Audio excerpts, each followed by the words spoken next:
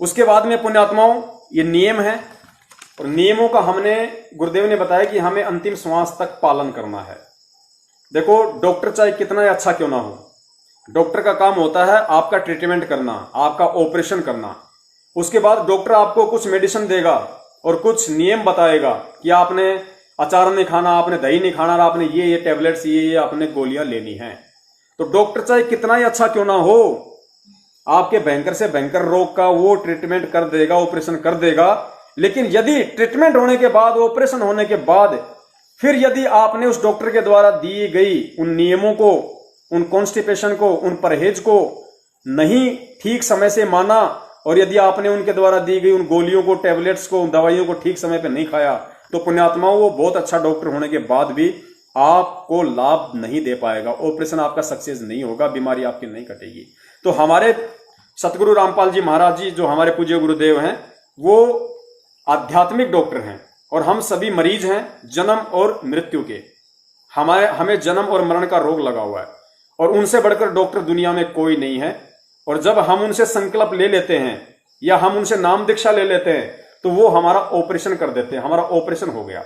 उसके बाद गुरुजी हमें कुछ नियम बताते हैं, परहेज बताते हैं, 11 परहेज है, और हमें उन्होंने चरणामृत दे दिया, प्रसाद दे दिया, आरती दे दी, सुनने के लिए जो है उन्होंने हमें सत्संग दे दिए। अब यदि हम उन गोली दवाइयों को नहीं खाएंगे और यदि हम इन नियमों को, ये परहेज यदि हम नहीं करेंगे, तो पुण्यात्माओं डॉक्टर चाहे कितने अच्छा क्यों ना हो, हम लाभ नहीं उठा पाएंगे। तो आपने इन नियमों का पालन सतगुरुदेव जी के आदेश अनुसार करना है। अब नियम क्या है, दास आप जी को समझा देता है। पुण्यात्मा वैसे तो दास का 50% से ऊपर नेट हो गया है, लेकिन परमेश्वर दया करें, फिर भी कोशिश हम करेंगे। फिर भी थोड़ा बहुत अगर कुछ रह गया तो परमात्मा कल संडे को पूरा करवा देंगे उसमें।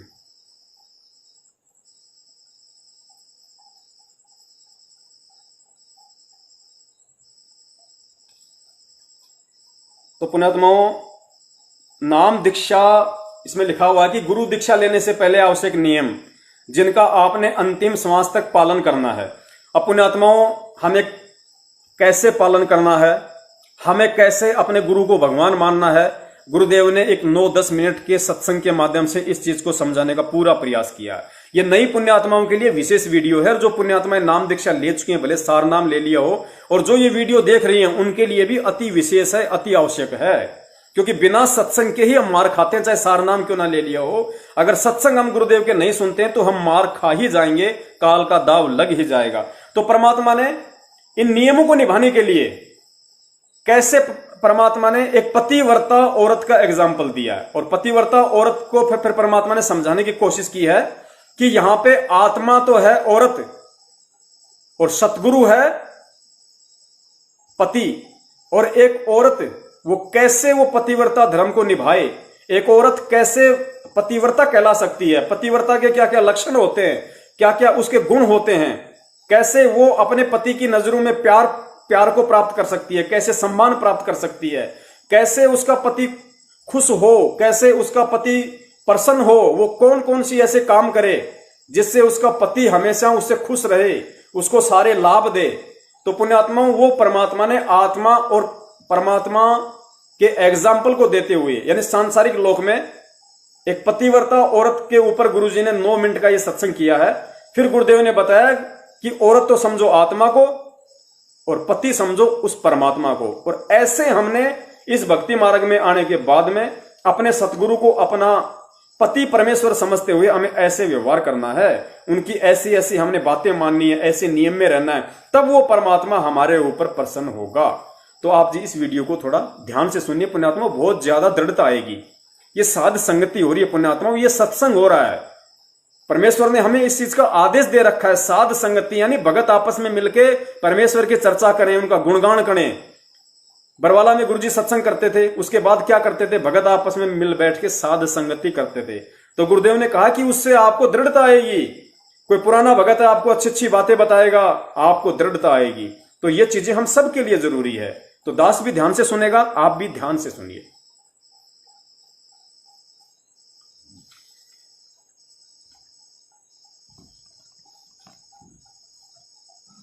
जिस पति को अपनी पत्नी पर शंका हो जाती है तो वो उनमें फिर प्रेम नहीं रहता।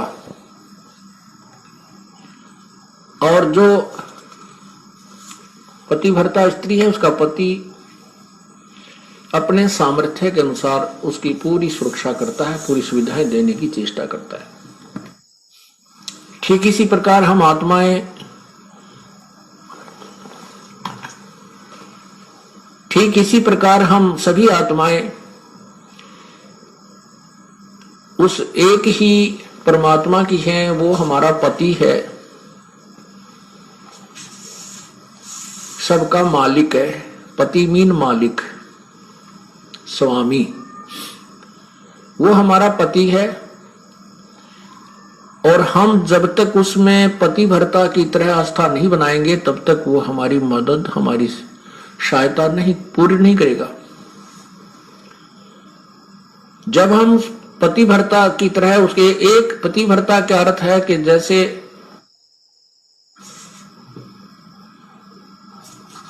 अपने पति के अतिरिक्त किसी भी परपुरुष में आस्था ना हो, चाहे कोई कितना ही खूबसूरत हो, कितना ही धनी हो, चाहे वो कितना ही चटक मटक हो, हमारे मन में दोष नहीं आना चाहिए। और एक अपने पति पर हमने श्रद्धा रखनी चाहिए, उसमें आस्था रखनी चाहिए, तो हम पतिव्रता। पतिव्रता का अर्थ ये भी नहीं होता कि पति के अतिरिक्त सबका अनादर करे। किसी का अनादर नहीं करना। जैसे जेठ जेठानी घर में होते हैं, जेठ है, जेठानी है, देवर देवरानी है, ननंद है, छोटी बड़ी, सास ससुर है, इन सबको यथोचित सत्कार देना पतिव्रता का प्रथम कर्तव्य है। लेकिन जो समर्पण अपने पति में होता है वो किसी में नहीं हो सकता, नहीं होना चाहिए, तो हम पतिव्रता है। तो उस ऐसे ही जब हम कबीर परमेश्वर के चरणों में आते हैं, हमें ज्ञान होता है, तो हम अपने परमेश्वर के अतिरिक्त किसी के से अपनी मनोकामना पूर्णा की तरफ सपने में भी नहीं सोचेंगे, तो हम पतिव्रता है। ठीक है, हमारे कोई जैसे ब्रह्मा विष्णु महेश, देवता ऋषिजन संतजन कोई भी है, आदरणीय है, लेकिन पूजनीय नहीं है। जैसे पतिव्रता को अपना पति पूज्य होता है, उसी से को समर्पण करती है, तो वो समर्पण वो किसी को नहीं कर सकती, लेकिन आदर सबका करती है, वो आदरणीय है। इस भाव से जब हम प्रभु के चरणों में लगेंगे तब परमात्मा हमारी सभी मनोकामनाएं पूर्ण करेगा। जब हम पतिव्रता हो जाएंगे इसके प्रति, किसी भी देवता से, किसी इष्ट से, किसी भी भूत प्रेत से या कोई झाड़े लानियों से हमारी कोई लिंक नहीं रहेगा, बिल्कुल सोचा नहीं सपने में। और फिर इस समर्थ के सहारे हम लगेंगे तब ये हमें कितने सुख देगा।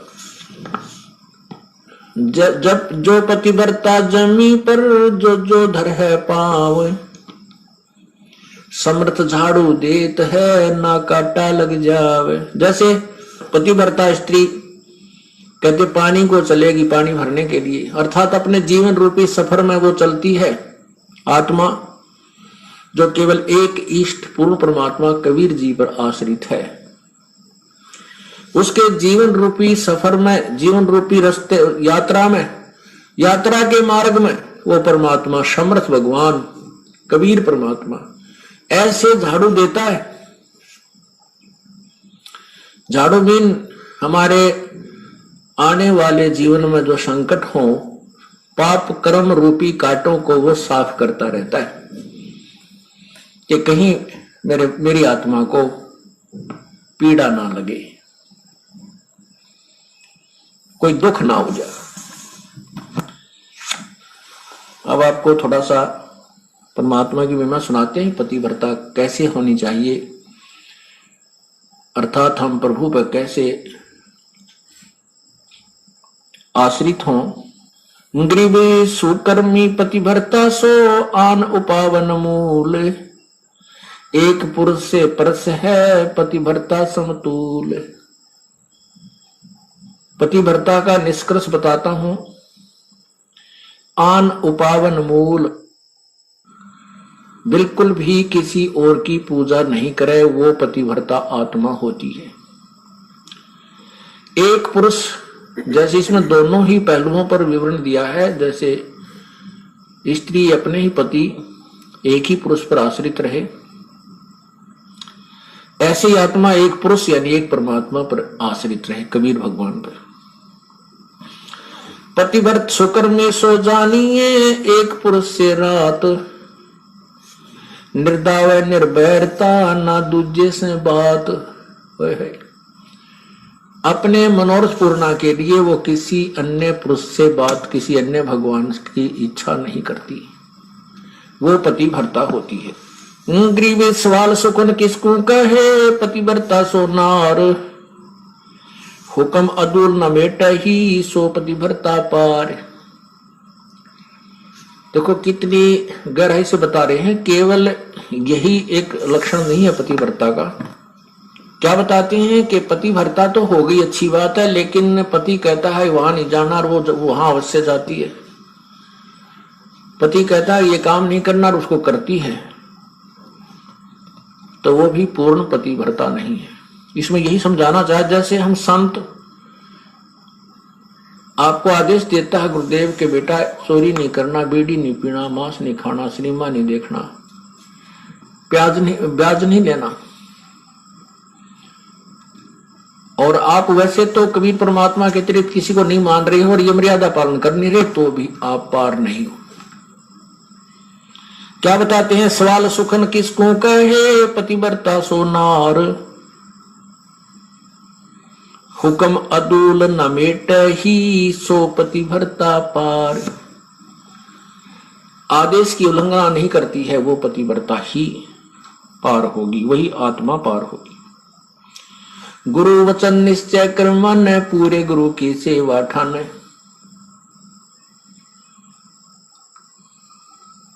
भाई जो गुरु वचन पे डट गे रकट गे फंद 84 के, कट गे फंद 84 के, कट गे फंद 84 के।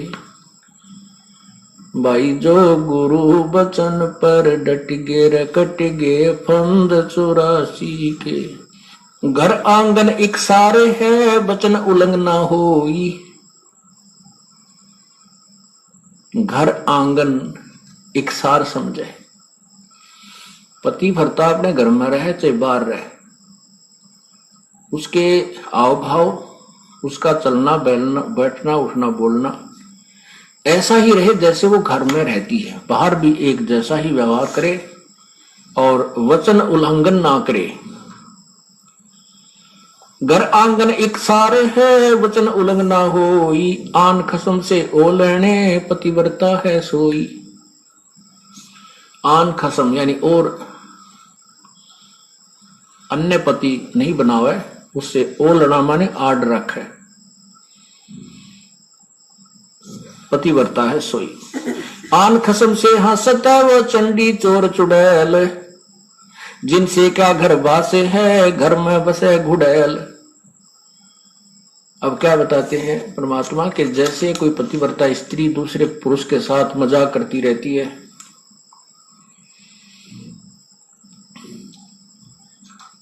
तो उससे दुर्भावना पूर्ण करती है, तो उसमें दोष है।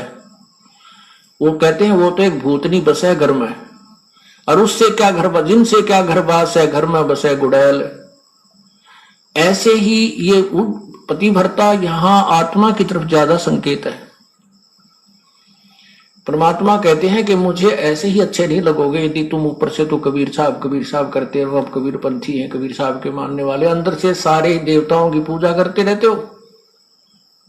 आन खसम से हंसत है वो चंडी चोर चुड़ैल। परमात्मा इतने नाराज होते हैं। कहते हैं परमात्मा 100 वर्ष सतगुर की पूजा, एक दिन आन उपासी। वो अपराधी आत्मा फिर पड़े काल की फांसी। 100 वर्ष तो ये साधना करते रहना जो हम आपको बता रहे हैं, और एक दिन अन्य पूजा कर लेना परमात्मा कहते हैं वो अपराधी आत्मा पड़े काल की फांसी। तो ऐसी गलती क्यों करेंगे हम? तब करेंगे जब हम ज्ञान नहीं सुन पाएंगे और ज्ञान उस दूसरे ज्ञान के लोगों से हम ज्यादा संबंध रखेंगे तो वो हमें विचलित कर डालेंगे।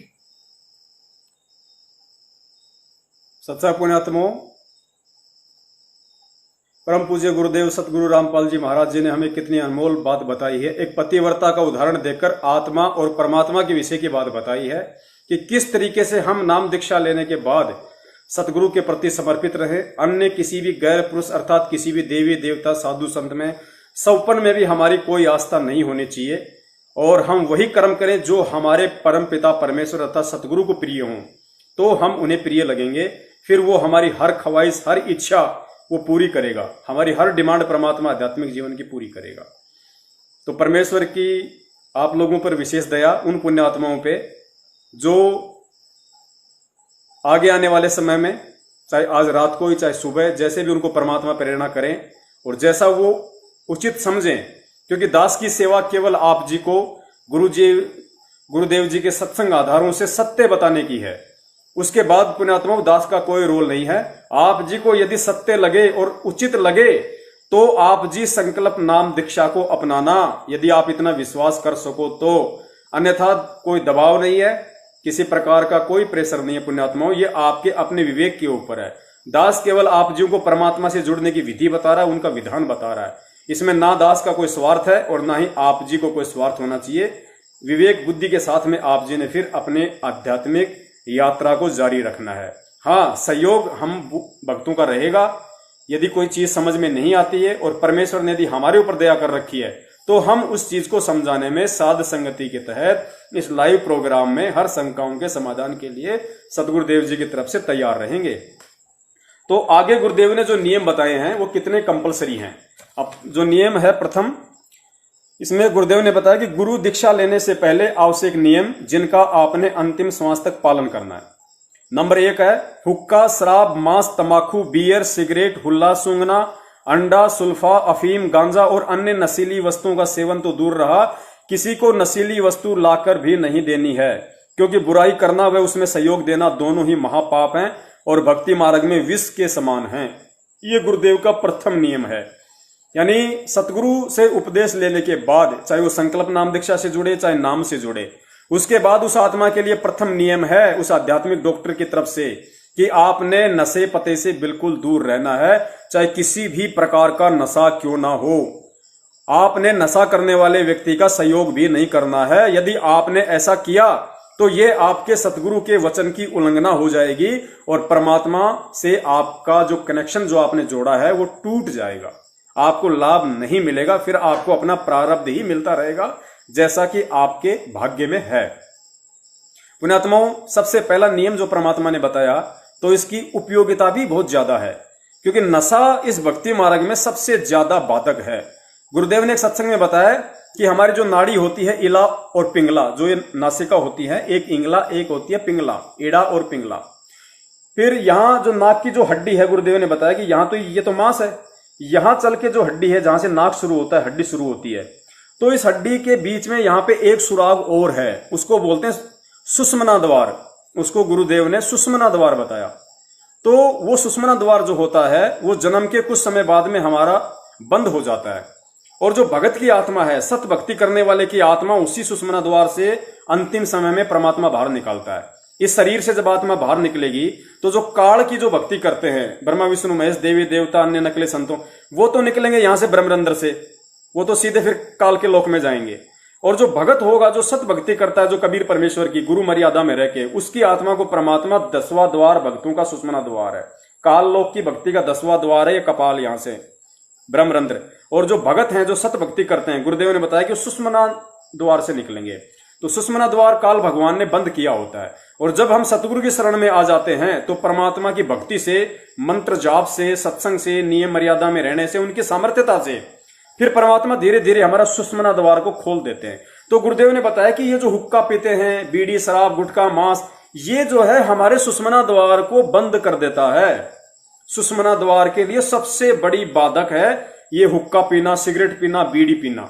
तो ये भक्ति मार्ग में सबसे ज्यादा बाधक है।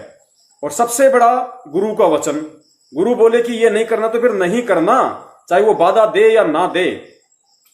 दूसरी बात फिर गुरुजी ने बताया कि हमारा जो बॉडी है उसमें सभी देवताओं का निवास है। जो पांचों जो प्रधान देवता हैं जिनके परमात्मा हमें प्रथम मंत्र देते हैं वो हमारे शरीर कमलों में विराजमान है। तो गुरुदेव ने बताया कि जो व्यक्ति मांस खाता है, शराब पीता है, ये जितने भी जो गुरुजी ने गांजा, अफीम, नशा, जितने भी प्रकार के नशे इस दुनिया में हैं, यदि वो करता है तो अपने शरीर में विराजित उन प्रधानों को वो जो है वो परेशान करता है, वो कृष करता है और देवता उससे नाराज होते हैं। अब नाराज होंगे तो फिर पुण्यात्मा सही तरीके से काम कैसे चलेगा हमारा। तो इसलिए परमात्मा ने प्रथम नियम बताया कि भगत साधु सोई जो सीधा चाल है, हमें गुरु मर्यादा में चलना है। इन चीजों को हमने भूलकर भी प्रयोग नहीं करना है। और यदि हमसे कोई बीड़ी मंगवाता है, हुक्का मंगवाता है, शराब मंगवाता है, या इवन गुरुजी ने यहां तक बताया यदि कोई सिगरेट पी रहा है, बीड़ी पी रहा है और आपसे कहे कि भाई साहब जरा वो माचिस देना वहां से उठा के, तो भी आपने नहीं देना, सहयोग भी नहीं करना है, क्योंकि ये गुरु वचन है। हमें इस चीज को ध्यान रखना है, गुरु वचन है ये। तो प्रथम नियम के विषय में गुरुजी ने फिर और क्या बताया, थोड़ा सा आप जी उसको ध्यान से सुनिए। 1 नंबर के विषय में, जो नियम के विषय में, इसलिए परमात्मा हमारे विकार छुड़वाते हैं। कबीर परमात्मा की रजा बिना ये प्राणी कोई भी विकार नहीं त्याग सकता और इन विकारों को ग्रहण बहुत शीघ्र कर लेता है। आप देखो हुक्का, तंबाकू, ये क्या लाभ देता है, सबको पता है, पीने वाला भी कहता है कि बहुत बुरी चीज है। हुक्का, तंबाकू, सिगरेट, बीड़ी, जहां भी जिस भी माध्यम से तंबाकू का सेवन होता है, ये सभी मानते हैं कि ये अच्छी वस्तु नहीं है, फिर भी पी रही है। और छोड़ने की प्रार्थना करते हैं तो कहते हैं हमारे बस की बात नहीं, हम नहीं छूटती, छोड़ नहीं सकते। ये मन नहीं छोड़ने देता, क्योंकि इसने तो इसमें अपना माल तैयार करवाना है, इस प्राणी को बर्बाद करना है। कबीर परमात्मा की रजा होने के बाद ये प्राणी इन विकारों को छोड़ सकता है। ये मन कबीर परमेश्वर से डरता है, हिचकता है, उसकी कृपा से ही ये जीव को छुटकारा देता है। ऐसे ऐसे शराबी लोग और ऐसे हुक्का पीने वाले, चैन स्मोकर, सिगरेट पीने वाले, वो कहा करते थे कि आपके शरण में आने से पहले प्रभु कबीर जी की कृपा से नहीं थी जब हमारे ऊपर, हम बहुत प्रयत्न करते थे, हम भी दुखी थे शराब और बीड़ी से, तंबाकू से, हुक्के से, सिगरेट से। कोशिश करते थे कि इस बीड़ी को छोड़ दूं, कोशिश करते थे शराब को भी त्याग दूं। कई बार तो कहते हैं शाम के समय बंडल तोड़ के और फेंक देते थे बाहर कि आज नहीं पीनी, बीड़ी पीऊंगा ही नहीं रात को। कहते हैं रात को जब भी आंखें खुलती और बीड़ी की ऐसी ललक उठती कि रात के वह जूठे टोटके जो पहले पड़े थे कोई, उनको उठाकर और लगा लगा कर पीता, जब अपनी वो हवस शांत करता और फिर शुरू हो जाती। और जिस दिन से परमात्मा कबीर जी की कृपा हुई है, उसके बाद अब बदबू आती है। कोई और भी पीता है तो भी ऐसा लगता है जैसे ये क्यों पी रहा है, और हमें भी वो तंबाकू का धुआं बहुत बुरा लगता है। तो परमात्मा कबीर परमेश्वर जी कहते हैं कि ये तंबाकू, शराब, मांस, नशीली वस्तुएं कभी प्रयोग नहीं करनी चाहिए। ये काल ही करवा रहा है और परमात्मा की कृपा से, ज्ञान से, उनकी रजा से ये बुराई छूट जाती है। क्या बताते हैं, जैसे कई भक्त कहते हैं कि आपके गुरुजी तो गांव में त्राज करते हैं, एक आधा व्यक्ति, कि तुम्हारे गुरुदेव तो बच्चों को हुक्का भरने से भी मना करते हैं। ये कोई बात हुई? बूढ़ों की सेवा तो करनी चाहिए, बुजुर्गों की सेवा को भी मना करते हैं। बुजुर्गों की, वृद्धों की या माता पिता की सेवा को हम कभी मना नहीं करते, लेकिन अपने बुजुर्गों को और माता पिता को विष खिलाने से मना करते हैं। शराब तंबाकू ये विष है, ये धीमा विष है। अब उन बुजुर्गों से मैं प्रार्थना करता हूं कि जो तुम हुक्के को एक अपनी शानो शौकत मान बैठे हो, क्या उस हुक्के को आप अपने पोते या पोती को पिला सकते हो? हुक्का तंबाकू हुक्का पी रहा है दादाजी, और छोटा सा पोता आकर के उसी जैसे दादा पीता है ऐसे उस बच्चे को भी नकल करने की आदत होती है, तो वो भी सीखता है, वो पकड़ के हुक्का और ऐसे खींचता है, फिर उसको खांसी उठती है, आंखों में पानी आ जाता है। तो वो दादाजी कहता है, पिताजी कहता है कि ये हुक्का मत पीना, बहुत बुरी वस्तु है, आगे पियोगा तो तेरे थप्पड़ मारूंगा। और स्वयं पी रहा है, आप गलती कर रहा है, बच्चा न मना करे, बता कैसे असर होगा। अब जैसे माता पिता या दादा दादी दूध पी रहे होते हैं, पोता पोती दोता दोती आ जाते हैं, अपने मुंह से छोड़कर उनको पिलाता है, ले बेटा थोड़ा सा दूध पी पी उनको बेला फुसला कर, देख तेरी चोटी बढ़ गई, देख कितनी बड़ी चोटी होगी, और एक घूंट पी ले। तो वो अच्छी वस्तु है, दूध पिला रहा है दादा दादी माता पिता भाई बहन। लेकिन हुक्के को मना भी करता है कि खबरदार जो हुक्का पिया तो पीटूंगा तुझे, और स्वयं पी रहा है। और हुक्के को फिर कहते हैं, हुक्का भरने से मना करता है आपके गुरुजी, या बहुत गलत बात से। अरे नादानो, ये तो ऐसा खतरनाक विष है, इसका सबसे बड़ा पाप बताया हुक्के में तंबाकू में। क्या बताते, 100 नारी जारी करे सुरापान 100 बार, एक चलम हुक्का भरे वो डूबे काली धार। ओहो, एक परत्रिया के पास गमन करने का कितना पाप बताते हैं। पर द्वारा स्त्री का खोले 70 जन्म अंधा हो डोले, मदरा पीवे कड़वा पानी 70 जन्म स्वान के जानी। और फिर कहते सुरापान मदमासा हारी, गमन करे भोग पर नारी 70 जन्म कटेंगे शीसम, साक्षी साहेब है जगदीशम। परमात्मा आदरणीय गरीबदास साहेब जी अपने भगवान कबीर साहब को साक्षी रख के कह रहे हैं कि जो विकार तुम कर रहे हो ये कितने भयंकर हैं। क्या बताया है कि मदरा पीवे कड़वा पानी और 70 जन्म कुत्ते के जानी। जो शराब पीते हैं एक बार उसके 70 जन्म कुत्ते के होंगे, कंटिन्यूसली 70 जन्म। ओए होए।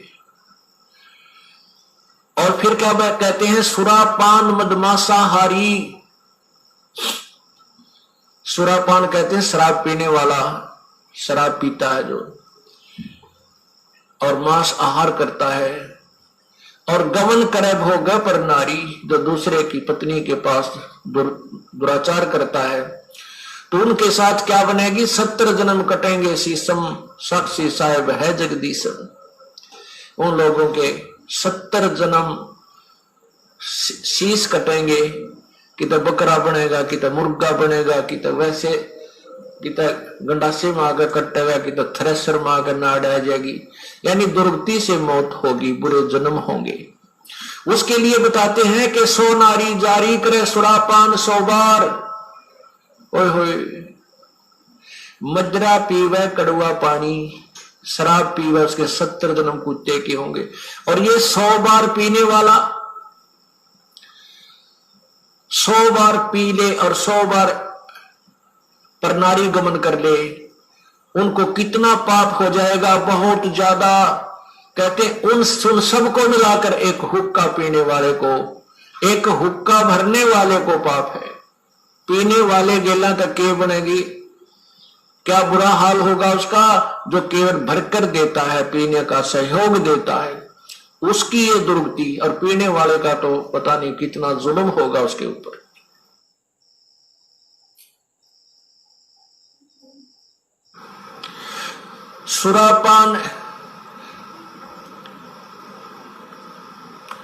सोनारी जारी करे सुरापान 100 बार, एक चिलम हुक्का भरे वो डूबे काली धारी।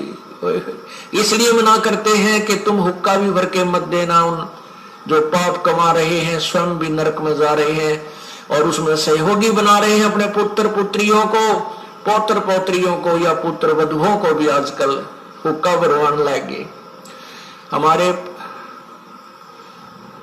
हमारे भी पूर्वज हुक्का पिया करते थे, हमारे पिताजी भी पीते थे, माताजी भी पिया करती बिना ज्ञान के।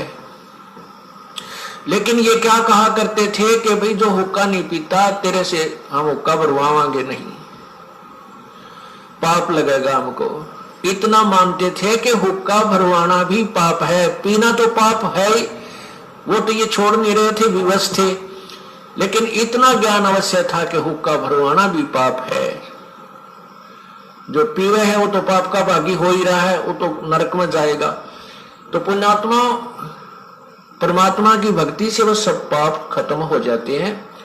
जैसे कपड़ा मैला हो जाता है साबुन लगाने से वो ठीक हो, सब स्वच्छ हो जाता है। तो हमारे माता पिताजी को जब ये ज्ञान हुआ तुरंत त्याग दिया उसी दिन। उसके बाद आज 20 वर्ष हो गए इन्होंने छुआ नहीं है उस पाप को।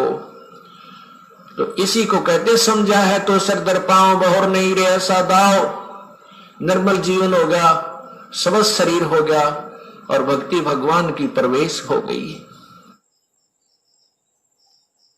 सत्संग पुण्यात्माओं, आगे परमेश्वर ने हमें नियम नंबर 2 बताया कि किसी भी प्रकार का कोई व्रत, तीर्थ, गंगा स्नान आदि नहीं करना तथा किसी अन्य धार्मिक स्थान पर नहाने या दर्शनों के लिए नहीं जाना है। किसी मंदिर में पूजा और भक्ति के भाव से नहीं जाना है कि इस मंदिर में भगवान है। भगवान कोई पशु तो है नहीं जो उसको पुजारी ने मंदिर में बांध रखा है। भगवान तो कण कण में व्यापक है। उसके गुणों का लाभ लेने के लिए प्रथम तो गुरु बनाइए, नाम लेकर सुमिरन करो, तब आपको ईश्वरीय लाभ प्राप्त होगा। कबीर साहब कहते हैं, कबीर पर्वत पर्वत में फिरा कारण अपने राम, राम सरी के जन मिले जिन सारे सब काम। तो पुण्यात्माओं, दूसरा जो नियम बताया परमात्मा ने कि हमें किसी भी प्रकार का कोई तीर्थ, व्रत, गंगा स्नान या कोई भी जहां पे लोग नहाने के लिए जाया करते हैं, सोचते हैं कि हमारे वहां जाने से हमारे पाप कटेंगे, लाभ मिलेगा, तो सतगुरु के शरण में आने के बाद, क्योंकि सतगुरु हमें वो सारे लाभ देगा जो लाभ हमें इस दुनिया के सारे व्रत, तीर्थ, गंगा स्नान, मंदिर, मठ, राम, भगवान जो नहीं दे सकते आजीवन, वो सुख एक सच्चा सतगुरु अपने शरण में लेते ही शुरू कर देगा। तो फिर हमारे गुरुदेव कहते हैं कि भाई मालिक की वाणी भी है कि एक के साधे सब सदे और सब साधे सब जाए, माली सिंचे मूल को फले फूले अगाए। तो हमने केवल मूल की पूजा करनी है, एक सतगुरु की पूजा करनी है, परमात्मा की। और परमात्मा की पूजा में सारी पूजाएं आ जाती हैं, सारे तीर्थ व्रत सब आ जाते हैं मालिक के। ये गुरु का वचन है जो हमें मानना पड़ेगा। फिर गुरुदेव ने बताया कि भक्ति भाव के अलावा, जैसे आप किसी मंदिर के पास रह रहे हैं, आपका मकान ही किसी मंदिर के पास है, या मान लीजिए आप किसी पुजारी की पत्नी है और आपने नाम ले लिया और पुजारी जी को समझ में नहीं आया तो रहना भी आपको मंदिर में पड़ेगा।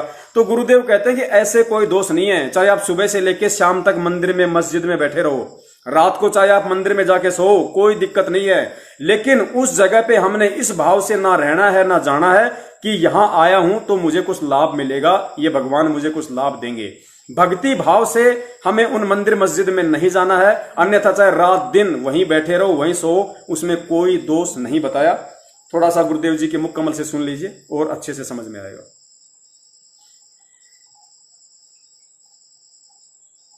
कहीं पर आप देखते हो इन भ्रमित किए हुए अज्ञानी ऋषि संतों के द्वारा के फलाने स्थान पर का पर्व होगा, वहां पर भी लगेगी, पर भी वो है इनकी 1 घंटा 1.5 घंटा स्नान का समय निर्धारित करते हैं किसी सरोवर, तालाब या दरिया में। उसमें जो स्नान कर लेगा उसका बेड़ा पार हो जाएगा। ये कर रखा है ना ऐसा जुल्म। वहां बेड़ा पार नहीं, बेड़ा गर्क होता है। कैसे होता है? एक समय हरिद्वार के अंदर हर की पैड़ियों पर ये पर्व भी लगी थी। कुंभ के पर्व के ऊपर स्नान का समय निर्धारित किया था इन्होंने। वहां पर ये सभी त्रिगुण उपासक, रजगुण ब्रह्मा, सदगुण विष्णु, तमगुण शिव जी के उपासक, ये गिरी, पुरी और नागा, वैष्णो, ये कनपाड़े नाथ, और बिना कन पाड़े ये सारे वहां इकट्ठे हो गए स्नान के लिए। स्नान करने का जब समय आया, वहां क्या होता है, गिरी अलग ग्रुप में, पूरी अपने न्यारे ग्रुप में, नागा अलग से इकट्ठे हो जाते हैं, वैष्णव अलग से इकट्ठे हो जाते हैं। वहां से फिर स्नान करने के लिए चलते हैं अपने अपने मुखिया के पीछे। सबसे पहले नागा चले गए ऊपर भी नहाने के लिए, पर भी लेन मोक्ष प्राप्ति के लिए बेड़ा पार कराने गए थे नागा। सबसे पहले पैर की पैड़ियों पर खड़े हो गए स्नान करने के लिए। पीछे से आगे ये सतगुण विष्णु जी के उपासक वैष्णव साधु आए। उन्होंने कहा, अरे नागाओ, पहले हम स्नान करेंगे, हम सर्वश्रेष्ठ हैं, तुम बाहर आओ, अभी स्नान नहीं करना तुमने। तैयारी पकड़ रहे थे स्नान करने की। नागा कहने लगे, नहीं, हम सर्वश्रेष्ठ हैं, हम त्यागी और बैरागी हैं, हम कोई वस्त्र तक भी नहीं स्तन पर रखते, हमको नी इच्छा फिरते हैं, हम सर्वश्रेष्ठ हैं, हम प्रथम स्नान करेंगे। अब वैष्णव साधुओं ने कहा कि तुम बाहर आ जाओ नागो, तुम काहे के श्रेष्ठ हो, तुम नहाते ना धोते, राख लपेटे फिरते हो, सरड फड़ तुम टट्टी के हाथ भी नहीं धोते, और तुम काहे के श्रेष्ठ हो, बाहर आओ, हम प्रथम स्नान करेंगे। इस बात का दुख माना उन्होंने, नागाओं ने, और दोनों आपस में झगड़ा शुरू हो गया। वैष्णव साधुओं का, सतगुण विष्णु के उपासकों का, और तमगुण शिव जी के उपासक नागाओं का आपस में लठबाज गया, झगड़ा हो गया। और वहां लगभग 25,000 ये त्रिगुणोपासक कटका मर गए वहां पर भी लेन गए थे, बेड़ा पार कराना हो गया, बेड़ा गर्क। तो यहां परमात्मा कहते हैं, तीर तुपक तलवार कटारी, जमदड़ जोर बधावे हैं, हर पैड़ी हर हेत न जाना, वाजा करद चलावे हैं। काटे शीस नहीं दल करुणा, ये जग में साध कमावे हैं, और जो जन इनके दर्शन को जावे, उनको भी नरक पठावे। काटे शीस नहीं दल करुणा, जग में संत को आवे हैं, हर पैड़ी हर हेत नहीं जाना, वाजा तेग चलावे हैं। हर की पैड़ी कहें, भगवान का स्थान कहो, भगवान की छाती पर ये कुकर्म कर दिया, 25,000 कटका मर गए। लेली पर भी टिंडे वहां पर, ये है इनके तीर्थ स्थान नहाने के। और किसी को मना करता है तो क्योंकि हमारी तो भावनाओं को ठेस पहुंचा दिया। अरे ये कोई भावना हुई? अब जैसे कोई बालक, कोई बिजली का तार टूटा पड़ा है, उसमें स्पार्किंग हो रही है, बच्चा उसको आतिशबाजी जानकर पकड़ने जा रहा है, और कोई बुद्धिमान व्यक्ति उसको देख रहा है, उसको भागकर उठाकर उस बच्चे को, उसकी जान बचा देता है। बच्चा रोता है क्योंकि उसकी भावनाओं को ठेस पहुंचा है। वो तो उसको पकड़ना चाहता था, और उसको पता था उस बद्दर पुरुष को कि ये मर जाएगा। फिर भावनाओं को वहां ठेस पहुंचाना अनिवार्य था। तो इस दास का उद्देश्य यही है, इसको अगर तुम ठेस मानते हो तो ठेस सही, पर तुम्हारी जान बचेगी ना, सारी वीरान माटी होगी आपकी, क्योंकि शास्त्र विरुद्ध साधना करके। तो यहां क्या बताते हैं, चारों युग में संत पुकारे, कूक कहा हम हेल रे, हीरे माणिक मोती बरसे, ये जग चुगता डेल रे।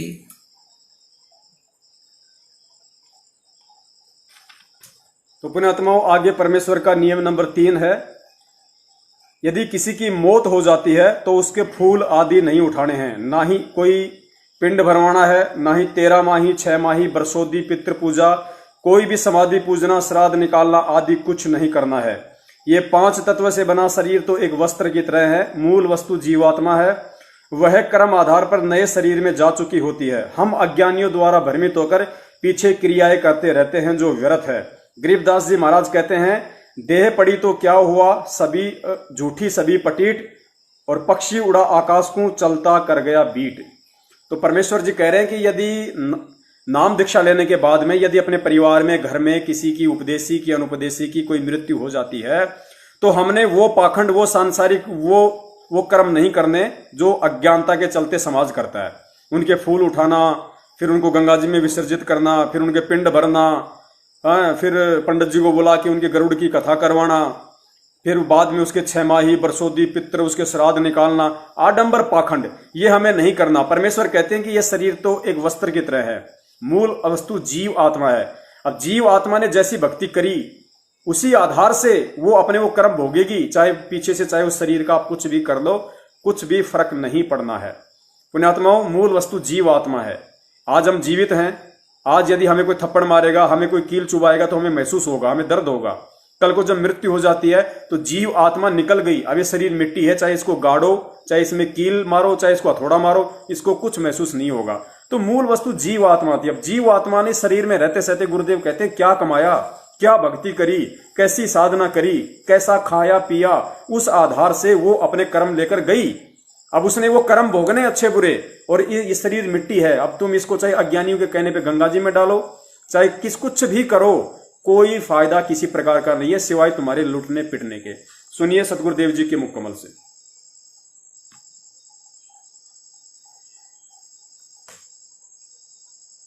ये फूल क्यों उठाते हैं? अस्थियां, अस्थियां जो व्यक्ति मर जाता है, मृत्यु हो जाती है स्त्री पुरुष की, तो उसको जला देते हैं, स्वाहा करते हैं हिंदू रीति में, हिंदू समाज में। तो फिर उसके वो अस्थियां क्यों उठाते हैं? अब ये पहले जीव आत्मा जाता है तपस्या पे, मनुष्य शरीरधारी, वहां इसका बक्कल उतर ले है, इसमें से जो गंध है वो निकाल कर फिर यू भेजा धर्मराज के पास।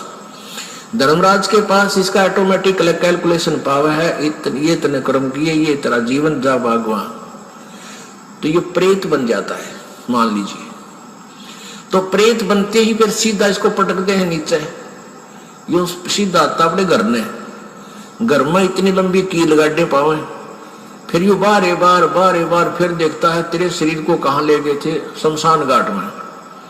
वहां पहुंचता है ये सूक्ष्म शरीर में, ये प्रेत आत्मा बनकर। तो वहां वो अपनी हड्डियों को अपनी मान कर उनका चिपक जाता है। अकिया मेरी, यह मेरी को ताजा जला पावे, नारी पहचान हो सब उसकी तय, उसका चिपक जाए, ये है मेरा शरीर। अब ये क्या करते हैं जंतर मंत्र करने वाले, ये सेवड़े शावड़े नालायक, उन अस्थियां उठा लावे, उन अस्थिया को चिपका हुआ आवे कि मेरी है मेरी है, फिर उसका करके जंतर मंत्र, और फिर उसको किसी और में प्रवेश कर देते हैं, वह बिरान मट्टी उसकी भी और अगले की भी शुरू हो जाती है।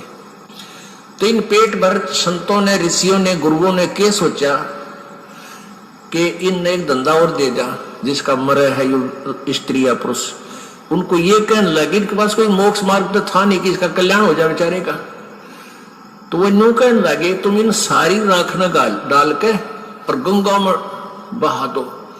अब गंगा में, दरिया में डाले पाछे वो कितना का कितना जाएगा, उसका भूत ने बेरा पट्टा ना कौन सी तेरी थी। तो अब उनका मानना ये था उन गुरुओं का कि इस राख ने ठुआ के और दूर गिर का गंगा में, और वहां और दुकान खोल ली, वहां बैठ के पांडे कि भाई मोक्ष कराना है तुम्हारे पिता का, वहां वो जंतर मंत्र करेंगे, उनको कुछ दक्षिणा देना, उनकी फिर सेटिंग, उनके एजेंट वो गांव गांव के ब्राह्मण, वो गुरु नकली, इन्हें बहुत जबरदस्त जाल फैला रखा था जीव ब्रह्मांडे का।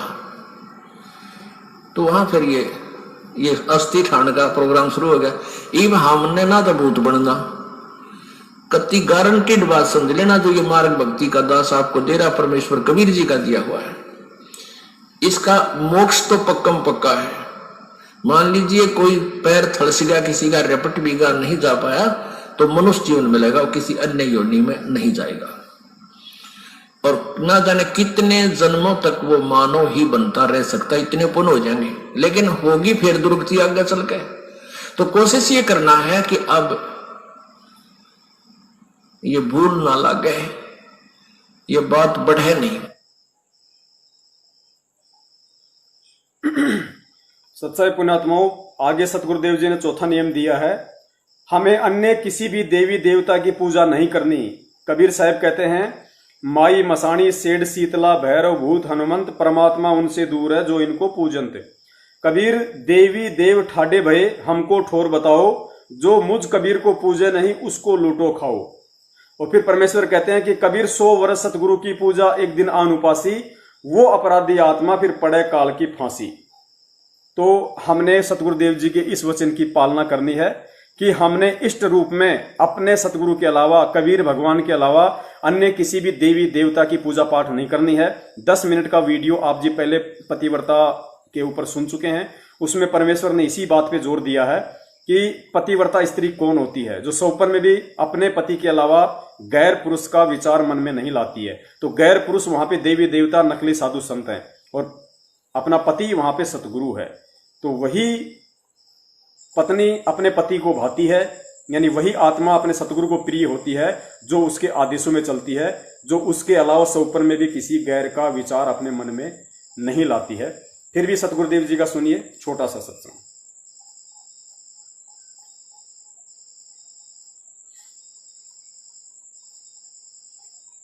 अब हम उस परमात्मा को इष्ट मानकर पूजा करेंगे तो हमारी शास्त्र अनुकूल साधना होगी। और इसमें कहा है कि सारा जो शास्त्र अनुकूल साधना करने से हमारे शुभ संस्कार बनेंगे। ये भक्ति रूपी पौधा बड़ा होगा, ब्रह्मा विष्णु महेश के पास हमारे संस्कार जाएंगे, और ये बिना मांगे आपको देंगे, आपको बिना मांगे देंगे। जैसे फल लदपत हो बेटे निया के, आप भी खाओ, रिश्तेदार भी ले जाओ, और पड़ोसी भी तोड़ ले जाओ तो भी समाप्त ना हो। तो इतना इस प्रकार हमारा ये पूरा भक्ति क्रम पूरा होता है। तो हम आपको सबसे पहले परमात्मा ने कहा है कि तीनों देवा इन कमल दलों में बसे, ये ब्रह्मा विष्णु महेश, और प्रथम इनकी वंदना, और फिर सतगुरु उपदेश। तो हम इनकी पूजा नहीं कर रहे, हम किसी का किराया दे रहे हैं। जैसे हम टैक्स भर रहे हैं बिजली का, हम बिल भर रहे हैं इसका टेलीफोन का, वो पूजा थोड़ी कर रहे हैं, वो तो हम उनको दे रहे हैं। तो हमें हमारी सुविधाएं जारी रखेंगे, नहीं देंगे तो कनेक्शन काट देंगे। तो हम शास्त्र अनुकूल साधना कंप्लीट कोर्स ना करके अपनी अपनी डफली पीट रहे हैं, जिस कारण से हम परमात्मा से मिलने वाली साधना से वंचित होकर के हम नास्तिक होते जा रहे थे। अब परमात्मा ने दया करी आपके ऊपर और इस दास के ऊपर। इस दास को बनाया वो तत्वदर्शी संत, और जो ज्ञान परमात्मा 600 वर्ष पहले छुपा के थे खजाना, इस दास को चाबी दे दी। अब दास ने खोल दिया उसके बच्चों के सामने, अब खाओ और खर्चो, चलो सतलोक में।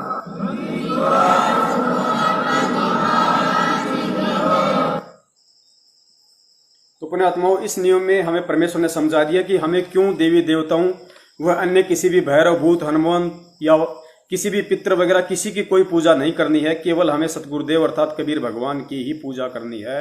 अन्य से हमें ना कोई लाभ होना है। और यदि हमने ये गलती की तो सतगुरु के वचन की उल्लंघना होने से हम भक्ति मर्यादाओं से दूर हो जाते हैं। दूसरी बात, हमें परमेश्वर ने बताया कि हम कोई भक्ति छुड़वाते नहीं ब्रह्मा विष्णु महेश की, लेकिन पूजा हमें केवल अपने सतगुरु की ही करनी है, परमात्मा की ही करनी है।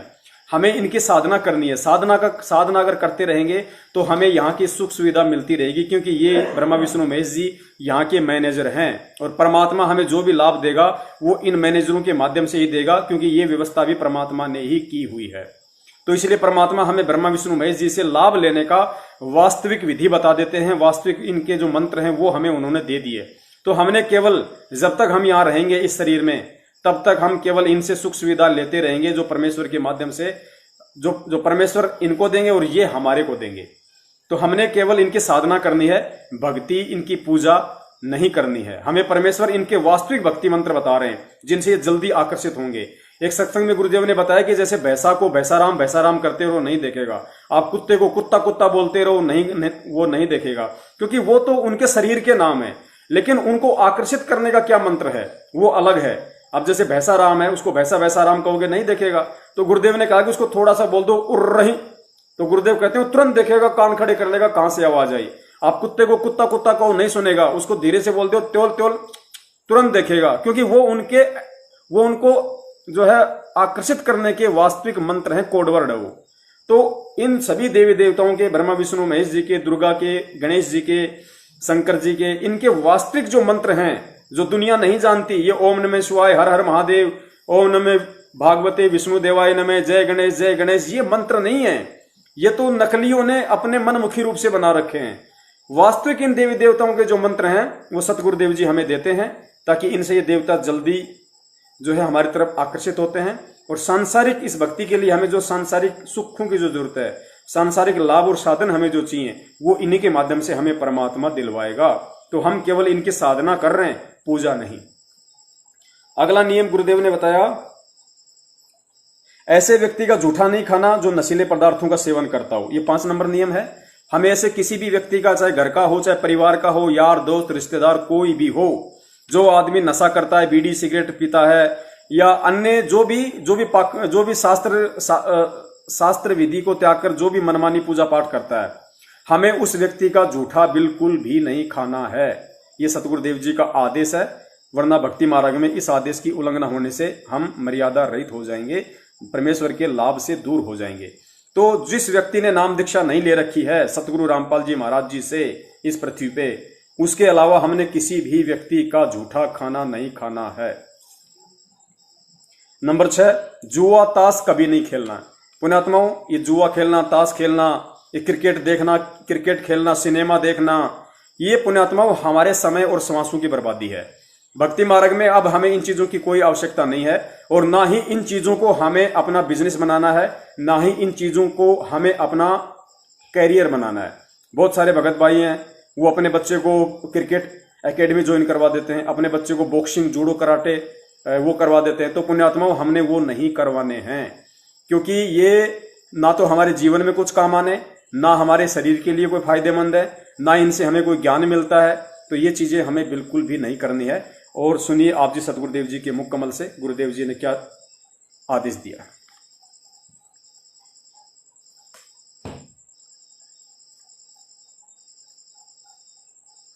तो यहाँ बीड़ी, शराब, मांस, तंबाकू और किसी प्रकार का दहेज, बकवाद, सांग, सिनेमा, फिल्म, ये बकवाद नहीं देखनी, ये मैच नहीं देखने आपने।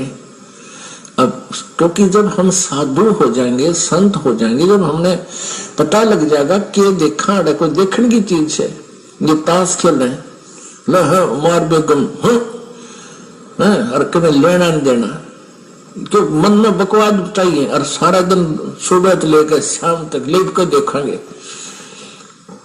और इसी तरह ये मैच, क्रिकेट के मैच 3-3 दिन आंख फाड़े बैठे रहे, क्या मतलब है इसका? अपनी भक्ति करे, मालिक ने याद करे, वह खेलना हम देखा, जैसे मैं लड्डू खाऊं और तुम देखो, ओहो वो 2 खा गया, तुमने क्या मिला हो आदमी। तो ये बालक बुद्धि से हमने थोड़ा हटके चलना पड़ेगा। वह तो अपने पैसे कमाओ, करोड़पति हो गए हैं, अरे ये भोले आत्मा बैठे बेमतलब टीवियां पर बैठे रहे, काम भी छोड़ दे। तो ये सारी बीमारी इस आधुनिक उपकरण का दुरुपयोग से होगी। ये फिल्म बकवाद गढ़ सारी उल्टे सुलटे हैं। किसी ब्याह दिखाओ लड़की का, एडवर्टाइजमेंट करो, न घोड़ा पर, बाजों पर, डीजे, वह बीमारी सारे समाज में ठोक दी। और हम इससे उल्टा हटाएंगे। भक्ति तभी से रखना, अगर आपने जूते ही रखने हैं तो चाम के नहीं रखना, क्योंकि ये पशुओं को बेरहमी से मारा जाता है और उनसे काट कर ये चाम तैयार किया जाता है। पहले पुराने समय में जो चर्मकार यानी चमार जो जूते बनाते थे, वो जीवित पशु को नहीं मारते थे।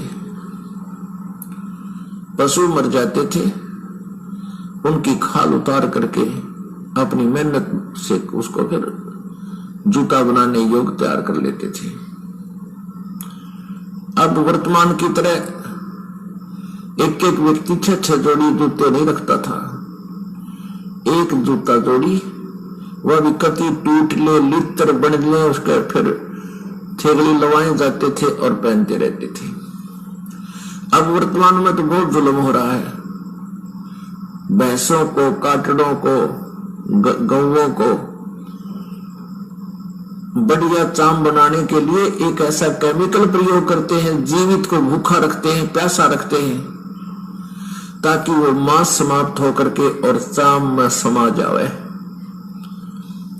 और उसके जीवित के ऊपर ही फिर कहते बहुत जबरदस्त गर्म पानी डाल देते हैं, वो फूल जावे और वो पशु बहुत बुरी तरह चिल्ला रहा होता है।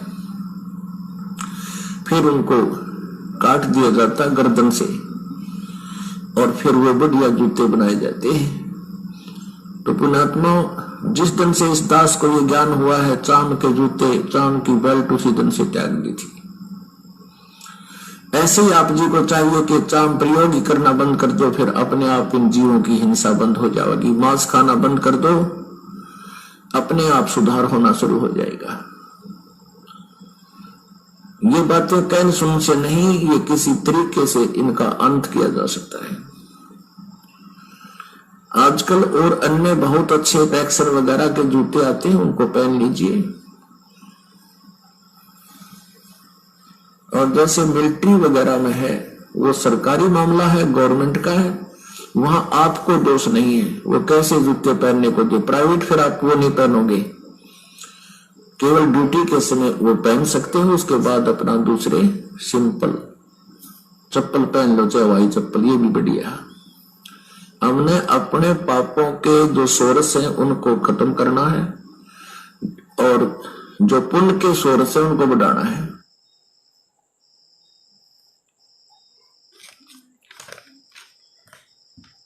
पुण्यात्माओं, आगे 7वां नियम है, किसी भी प्रकार के खुशी के अवसर पर नाचना व अश्लील गाने गाना सख्त मना है। जाहिर सी बात है, हम भगत हैं, हमें बकवादों से दूर होना होगा, हमें केवल भगवान के नजदीक जाना है और भगवान के नजदीक जाना है तो हमें इन सभी बकवादों से दूर हटना पड़ेगा। तो ये ब्याह शादी में नाचना गाना, फिल्मी गाने देखना, फिल्में देखना, ये सभी बकवादे हैं जो भक्ति मार्ग में विष के समान है और गुरु मर्यादाओं का उल्लंघन होता है। ये सबसे बड़ा पॉइंट है।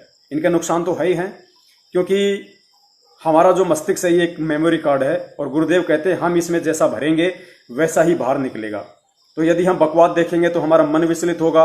और दूसरी बात, जब यदि बकवादे हम देखेंगे, फिल्म देखेंगे, ये गाने देखेंगे, और परमेश्वर कहते हैं जब तुम भक्ति करने बैठोगे, मंत्र करने बैठोगे, आरती करने बैठोगे, तो काल भगवान जो तुमने बकवाद इस मेमोरी कार्ड में फीड की है, वो फिल्में, वो क्रिकेट, वो फालतू के लोगों के साथ में बैठना, उल्टी सीधी बातें करना, जो बकवाद तुमने इस मेमोरी कार्ड में भरी है, और जब तुम भक्ति शुरू करोगे तो काल भगवान उस मेमोरी को चालू कर देगा, तो तुम्हें भक्ति में मन नहीं लगने देगा। वो बकवादे तुम्हारे अंदर आएंगी बार बार, वो फिल्मी गाने याद आएंगे, यार दोस्तों के साथ बैठ के की गई मीटिंगें याद आएंगी। तो भक्ति मार्ग में ये विष के समान है और गुरु का आदेश है। नियम नंबर 9, नियम नंबर 8, अपने गुरुदेव जी की आज्ञा के बिना घर में किसी प्रकार का यज्ञ हवन धार्मिक अनुष्ठान नहीं करवाना है। बंदी छोड़ अपनी वाणी में कहते हैं, गुरु बिन यज्ञ हवन जो कर ही मिथ्या जाए कभू न फल ही। गुरु बिन होम यज्ञ जो साधे औरों 10 मन पातक लागे। यानी गुरु जी की आज्ञा के बिना जब आप भक्ति मार्ग में आ जाओ तो गुरु जी यानी सतगुरु रामपाल जी महाराज जी के आज्ञा के बिना आपने किसी से कोई पाठ धर्म यज्ञ हवन नहीं करना है। आपने कोई बड़ा भंडारा नहीं करवाना इस मकसद से कि मुझे लाभ मिले। भाई भगत अगर आपस में मिल रहे हो, परमात्मा की चर्चा कर रहे हो, तो चाहे 100 भगत इकट्ठे हो, 200 भगत इकट्ठे हो, वहां बैठ के यदि परमात्मा की चर्चा के नाम पे या किसी सत्संग के बहाने यदि आप इकट्ठे हुए हो तो आप वहां पे आओ। चाय पानी भी हमें पीनी है, भंडारा भी करना है, साधारण भंडारा। लेकिन ये सोच के नहीं कि मैं जगत वालों को भंडारा करवाऊं, मुझे लाभ हो जाएगा, मैं उनको कंबल बांटूं, ये नहीं करना। फिर किसी भी अन्य गुरु से या किसी भी व्यक्ति से हमें पाठ हवन यज्ञ नहीं करवाना।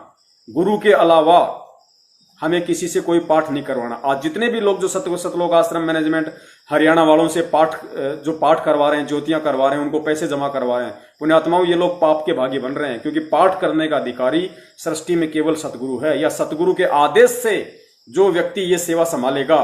क्योंकि पाठ वही सफल होता है या तो गुरु उस पाठ की शुरुआत में शामिल हो, क्योंकि 3 दिन का पाठ होता है, या तो गुरु पाठ की शुरुआत करे या गुरु स्वयं पाठ का अंत करे, तो ही वो पाठ सक्सेस होता है। जबकि गुरु जी 6 साल से जेल में हैं और ये लोग पाठ के नाम पे अरबों रुपए खा चुके हैं संगत का। सुनिए सतगुरुदेव जी के मुख कमल से, जिसमें गुरुदेव ने कहा कि मेरे ही गुरु भाई ने और एक मेरे ही गुरु भाई से, यानी जो गुरु जी से विमुख हो गया था, हमारे दादा गुरु जी से विमुख हो गया था एक भगत, उससे किसी दूसरे भगत ने, सुरेंद्र नाम के भगत ने पाठ करवा लिया। उसके साथ में क्या हुआ सुनिए सतगुरुदेव जी के मुख कमल से। पाठ केवल गुरु के आदेश अनुसार और गुरु के हाथों में ही पाठ का पैसा सौंपना है, अन्य के हाथों में नहीं।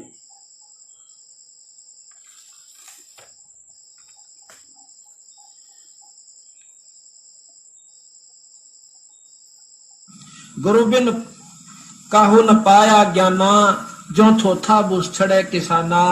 जिस प्रकार सिरसम के जोड़े न कितना कूट ले कुछ नहीं पाओगा, और बूमबड़े नचे कितना छड़ लो कितना उसको कूटो कुछ नहीं पाओगा उसमें। इसी प्रकार बिना गुरु के और उनकी श्रद्धा मर्यादा में रहे बिना आप कितनी भक्ति कर लियो कितनी साधना कर लेना। ये बार बार इसलिए कह रहे हूं कि कहीं हम आपको ना बता पावे और आप गलती कर जाओ। बिजली का हाथ लाना अच्छा नहीं होता, काम ले ले उससे। गुरु महिमा सुखदेव जो पाई, चढ़ बेमान बैकुंठा जाई। बिन गुरु पढ़े सो वेद पुराना, ताको ना ही मिले भगवाना। गुरु बिन प्रेत जन्म सो पावे, वर्ष हजार गर्भ सो रहावे।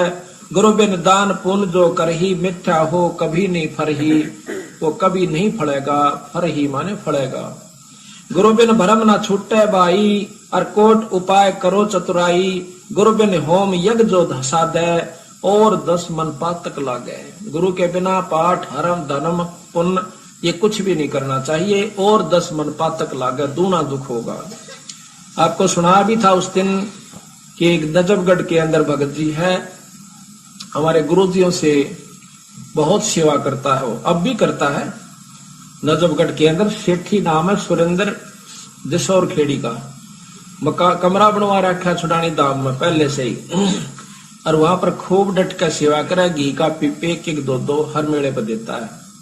एक बार उसने किसी दूसरे संत से जो कि हमारे गुरु से विमुख हो गया था, गंगा दास जी नाम के, वो अपनी आप बताई उसने एक दिन।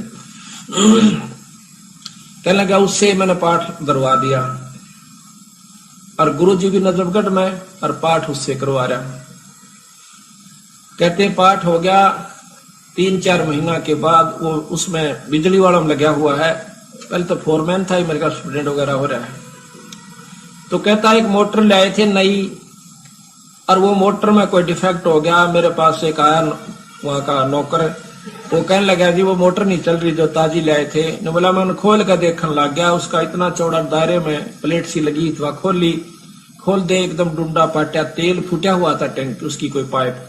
पहले तो तेल लग गया और गेल आँच आली, सारे बाड़ा मार कपड़ा में कोट नो बकड़ बड़ा में बाज लिया। काफी लंबा चौड़ा उस फैक्ट्री का उसका था स्टोर का खुला एरिया, बाजेगा दूनी आग बढ़ेगी। एक न भाग का मैं घेर दिया, घेर के न बोला लौट जा। यानी इस प्रक्रिया मेरा सारा तो मुंह जल गया, पछाण में नहीं आवा, बाल तो रहने की थे, कपड़े भी सारे शरीर के चिपक गए। 3 महीना में अस्पताल से आया। जब चालन जोगा हो गया, जब गुरुजियों के पास गया, पता उनको भी चल गया था कि इसने ऐसी गलती कर दी। जाकर ने बोला क्या हो गया भाई? बोला जी गलती होगी माफ करो। बोला ना और करवा ले पाठ। भाई जब परमात्मा के नियम को छोड़कर बिजली का हाथ लाना अच्छी बात नहीं होती। कहने लगा हमने तेरे ऊपर के कृपा ना करी, तेरे घर में के सुख ना हुआ। तेनो बोला महाराज जी मैं तो मूर्खता में आ गया, और मेरी हाँ होगी फिर नाटी गई, नाटा गया निस्ताई। बोला ले ईब तो नाट जागा, अगमा ईब उसने बढ़न भी कौन दो। बोला नो नहीं कहता मैं बढ़न नहीं दे। जो नियम है संत का आदर कीजिए। नो थोड़ा है भाई पति ने छोड़कर यानी अपने जो मर्यादा को तोड़कर फिर वो ठीक नहीं रहता। आम व्यक्ति से वो व्यवहार नहीं होना चाहिए गुरु के प्रति जो हो सके। तो फिर ने बोला जाओ साय हो जाएगा। ईब उसका कोई निशान भी नहीं बता सकता कि कितना कदे जड़या था वो, और नहीं तो इसी हालत होगी कौन कह देगा ये ठीक भी हो जाएगा, यानी 6 महीने और लगने। बोला 15 दिन के अंदर मेरा निशान नहीं रहे कितने भी। आज उसका शरीर देखियो कोई नो कह देख भाई उसका आंच भी नहीं लगी होगी कभी। तो इस प्रकार भाई सावधान रहने से ही लाभ मिलेगा। नो तो मनमुखी था फिर देने ऐसा कर देते हैं। ये भी मन चाह है कि गुरु तो रोज नो कहे भाई सत्संग में आया करो, बाकी होगा महीने 6 महीना में एक बार जावांगे कोई बात नहीं है, वो आपकी मर्जी से एक बार से 100। पर हमने अपने पापड़ बेलने से बार बार यही कहना है जो बंदी छोड़ना कह रखा से। ईब तो हम चले जावांगे मनमुखी होकर, कल गधे और गधी बनकर कुमार के ठह जाएंगे, फिर मनमुखी होना। मन तो फिर भी चाहोगा लकड़ के बोरे तलत बाजू, फिर 2 तो मोगरे ठोका कड़ में और दूना बाहर दरेगा, फिर जाना कहाँ जाएंगे हम। तो हमने तो यो दुख याद आया। और गुरु के प्रति जो हमारा विचार व्यवहार रहा शायद ही आपका हो पावे। और उसका परिणाम ये हुआ कि हमारे को चंद दिनों में वह चीज दे दी जो कि उन्होंने उनके साथ को 20-20 साल रह कर चले गए, उनको नहीं दी। तो इसी प्रकार जो मर्यादा है, जो नियम है गुरु के प्रति, परमात्मा के पाने के वह सारे निभाने पड़ेंगे जब जाकर बात बना करें। तो यहाँ कहा है गुरु बिन होम यज्ञ जो साधे और मन 10 पातक लादे, सतगुर मिले तो अगम बतावे, जम की आंच ताही नहीं आवे, काल की आंच। तो पुण्यात्माओं, आप जी ने सुना नियम नंबर 8। यहाँ पे कमेंट्स में सुरेश कुमार अग्रवाल जी कह रहे हैं कि जब अपने घर वाले किसी और से पाठ करवाएं तब क्या करें। सुरेश भाई जी, सतगुरु रामपाल जी महाराज जी कहते हैं कि कबीरा तेरी झोपड़ी गलकटियन के पास, जो करेगा सो भरेगा, तू क्यों भया उदास। उनकी करनी उनके पास में है, लेकिन आप जी उनके पाठ में किसी भी प्रकार का कोई सहयोग ना करें। यदि आप संत रामपाल जी महाराज जी के शरण में हैं तो, यदि आप गुरुदेव के शरण में हैं तो आपने उनके किसी भी पाठ में सहयोग नहीं करना है। यदि आपके परिवार वाले अनुपदेशी हैं, किसी पंडित को या गुरु को बुलवाकर पाठ करवा रहे हैं, पूजा करवा रहे हैं, उनका अपना कर्म है, उनको करने दीजिए। यदि आपने नाम दीक्षा ले रखी है सतगुरु रामपाल जी महाराज जी से, तो आपने किसी भी प्रकार का कोई सहयोग नहीं करना है। और यदि आपने भी नाम दीक्षा नहीं ले रखी है और आपके परिवार ने भी नाम दीक्षा नहीं ले रखी है, फिर चाहे आप दोनों करो, फिर तो आपने अपने प्रारब्ध का ही भोग भोगना है। नियम नंबर 9, छुआछूत नहीं करना है। हम सब एक मालिक के बंदे हैं। भगवान ने किसी भी जाति या मजहब के स्त्री पुरुषों में कोई अंतर नहीं किया, तो हम क्यों करें। बिल्कुल पुण्यात्माओं, हम भगत बन गए। हमें मालूम पड़ना चाहिए कि हम सब एक ही परमात्मा की आत्माएं हैं। यहाँ हमें काल भगवान ने समुदाय में, जाति में, धर्मों में डिवाइड कर दिया ताकि हम एक दूसरे में उलझे रहें, भक्ति की तरफ हमारा ध्यान ना जाए। लेकिन तत्व ज्ञान होने के बाद में हमें इस चीज की परख हो जाती है कि हम सब एक ही परमेश्वर की आत्मा है। हम सब, हमारी केवल जीव हमारी जाति है, मानव धर्म हमारा, हिंदू मुस्लिम सिख ईसाई धर्म नहीं कोई न्यारा। तो इस नियम पे ज्यादा विचार करने की, ज्यादा इसको खोल के बताने की आवश्यकता नहीं है। समझदार को संकेत ही काफी है। नंबर 10, दहेज लेना व देना सामाजिक कुरीति है तथा मानव मात्र की शांति का कारण है। उपदेशी के लिए मना है। जिसने अपने कलेजे की कोर पुत्री को दे दिया, फिर बाकी क्या रह गया। आपे आवे रत्न बराबर, मांग्या आवे लोहा। विवाह शादी हमें बिल्कुल सादे तरीके से करनी है। गुरुदेव ने बताया ना दहेज लेना है, ना दहेज देना है। सिंपल तरीके से परमात्मा ने कह रखा है कि जिसका परमात्मा ने जहां संयोग जोड़ रखा है, हमें चिंता नहीं करनी कि बेटी की शादी होगी या नहीं होगी, बेटे की शादी होगी या नहीं होगी। हमारे चिंता करने से ना तो हो सकती है ना रुक सकती है। परमात्मा ने कहा कि वो शरण में आने के बाद वो मालिक की आत्माएं हैं, और परमात्मा ने जिसका जहां संस्कार जोड़ रखा उसको काट कौन देगा। इतना विश्वास हमें रखना पड़ेगा, क्योंकि ये गुरु वचन है, मर्यादा है। नियम नंबर 11, वास्तुकला या ज्योतिष आदि के चक्कर में नहीं पड़ना, प्रभु पर विश्वास रखें। गुरुदेव ने स्पष्ट कर दिया कि ज्योतिष या वास्तुकला, किसी भी इस तरह की जो ये गणितज्ञ वगैरह होते हैं, जो जिस तरह की अटपट करते हैं, हमें इन पे कोई विश्वास नहीं करना है। ज्योतिष आया में जो बोले, कुछ भी बोले। गुरुदेव ने यहां तक कहा है कि ज्योतिष एक विद्या है। हमारे जो हाथ है, हाथों में जो ये लकीरें हैं, ये परमात्मा की तरफ से, कबीर साहिब जी की तरफ से, ये कोड वर्डों में हमारा फ्यूचर है, हमारा भविष्य छुपा है यहाँ। तो कोई भी ज्योतिष इनको देख के ये तो बता सकता है कि भाई तुम्हारे साथ आगे क्या होगा, क्या नहीं होगा, तुम्हारी शादी होगी कि नहीं होगी, तुम्हारे कितने बच्चे होंगे तो कितने लड़के होंगे, कितनी लड़की होगी, धंधा क्या होगा, क्या नहीं होगा, वो बता सकते हैं, क्योंकि ये कबीर परमात्मा के कोड वर्ड हैं, हमारे भविष्य के, जन्म से लेकर मृत्यु तक के। लेकिन गुरुदेव ने कहा कि वो सिर्फ बता ही सकता है, उसमें बदलाव नहीं कर सकता, और जो बदलाव कर सकता है उसकी हम शरण में आ गए। तो उसकी शरण में आने के बाद हमें ज्योतिष वातिष पे कोई विश्वास किसी प्रकार का नहीं करना है, वरना हमारा विश्वास परमात्मा से हटके हमारी आस्था वहां हो जाएगी और हम गुरु मर्यादाओं से दूर हो जाएंगे। इसके विषय में भी गुरुदेव जी ने खोलकर बता रखा है। सुनिए आप जी सतगुरुदेव जी के मुकम्मल से। एक भक्त सत्संग में जा रहा था, परमेश्वर कबीर जी रह कराते रहते हैं रूपांतर करके समय समय पर, और भक्ति की स्थिति को बनाए रखते हैं। और काल ये चाहता है कि भक्त नास्तिक, सभी मानव नास्तिक हो जाए, इनको ऐसा उल्टा ज्ञान दिवा दूं, ये साधना करें, इनसे कुछ लाभ मिले नहीं, और ये भूल जाओ भगवान को। क्योंकि जो आस्तिक हैं वो भगवान की चाह में कहीं ना कहीं भटकते रहते हैं, और उनको भटकने वालों को परमात्मा किसी ना किसी तरीके से अपनी शरण में ग्रहण कर ही लेता है। इसलिए परमात्मा रह कराते कबीर जी, और कहीं गुप्त रूप से कोई साधु संत का रूप धारण करके किसी नगरी में 10-5 वर्ष रह गए, किसी में 2 वर्ष रह गए, तो उनको बहुत सा लाभ दे जाते हैं और भगवान की स्थिति को पुनः स्थापित कर जाते हैं। तो कबीर परमेश्वर जी का एक, अब हम संत कहेंगे, वो थे मालिक ही। क्योंकि प्रारब्ध में परिवर्तन कबीर जी के अतिरिक्त कोई कर ही नहीं सकता, या उसका कोई कृपा पात्र संत वो परमात्मा ही भेजता है। तो ऐसे एक परमेश्वर कबीर जी के सत्संग में एक भगत जाया करता था। उसकी पत्नी ने उपदेश नहीं ले रखा था, वह अविरोध करती थी, वो अन्य पूजाएं ही किया करती थी। उसकी पत्नी ने बताया था, उसकी पत्नी इन ज्योतिष वालों पर बड़ा विश्वास रखती थी।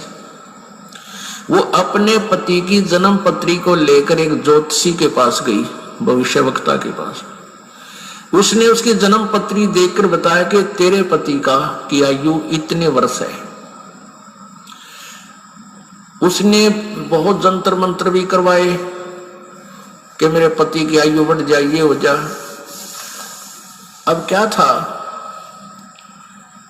अब वो चिंतित होगी कि भी मेरे पति की आयु इतनी है, और वो अपने पति को कहती कि तू ऐसे कर, वहां मेरे उसके पास चल, आप पर आपत्ति आने वाली है। वो कहने लगा मैं नहीं जा सकता कहीं भी, मुझे ज्ञान ऐसा प्राप्त हो गया, मेरे गुरुदेव के अतिरिक्त मेरी आपत्ति को आओ भी तो टालनिया नहीं। उसने ये ना बताई कि तेरी मृत्यु होगी, कदे चिंतित हो जाए, और आप दुखी रहा करती थी।